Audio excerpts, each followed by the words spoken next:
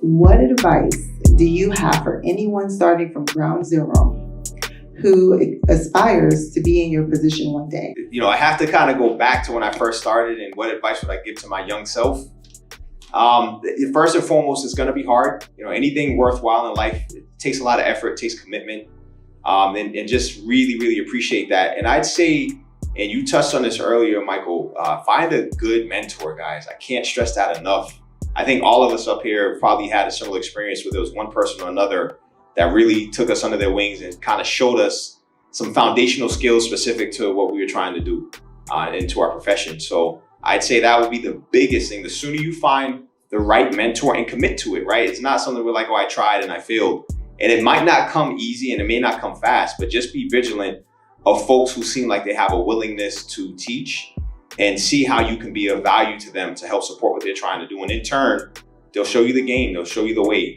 And I think for me, that made the biggest difference. I was mentored by a guy who had a commercial financing background, a development background. He actually financed a lot of the original buildings in the seaport early on in the early 2000s for some of these larger developers. So he kind of showed me that. He showed me the development side and really helped take my real estate career to another level. So that'd be the biggest piece of advice I'd give folks starting out. I guess I'd add to that. I think Michael mentioned earlier, your network, mentors are a part of that. You'd be surprised how many people you can reach out to and be like, can we grab a coffee? And how many people will just say yes.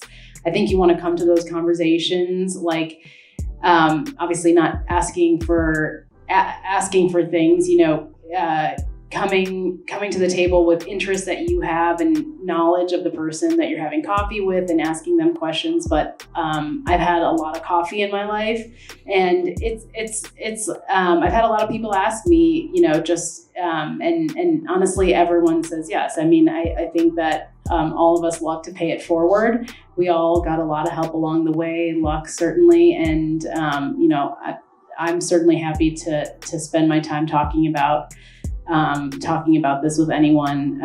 The network is also important. Your peers, what your peers are doing is really important because, mentors sometimes are a little bit different generations, so they see things differently. So your peer, having a really good peer network is really important. And, I was just thinking, all four of the panelists here do like very different things. And I'm listening to Felicia and Robert and Michael, and I'm like, wow, you're doing something totally different than me.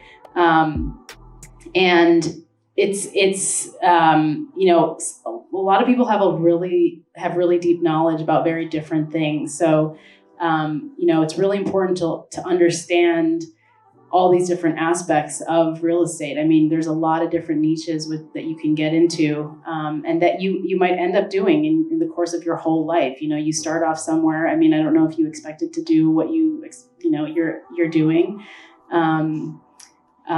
So I think those are all important things. Yeah, we'll echo what each of my colleagues has just said. Keeping the Rolodex, showing my age, keeping the Rolodex active, reaching out to your network, lots of coffee, lots of lunches. But I think from your perspective, and I think Megha just briefly touched on that, it's about finding your passion and how you can deploy your skills and your interests to, there's myriad aspects of real estate development that you can get involved in. From the very smallest sole owner, proprietor, to, thousands and thousands of units and millions of square feet of development. There is a very broad range, and it's about really trusting what is appealing to you and staying nimble. Try to learn something new every day. If it keeps your passion going, then you're probably on the right track. I would just add that I think it takes, if it's something that you're starting off, it takes a really long time to really get to a place where you're hitting your stride and feeling success. I feel like, I'm 15 years into my career. I feel like I maybe hit it at year 11, 12.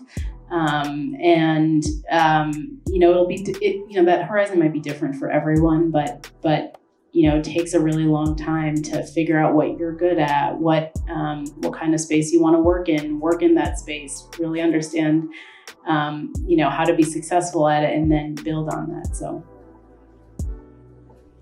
Robert echoed when I said mentorship, so I'll echo something you said earlier. Don't overlook anybody. When you talk about knowing networking with your peers, I advise this to the young people in my office now. Sometimes they get involved and they're trying to connect with the CEO or the chief head of finance or the executive suite of these groups.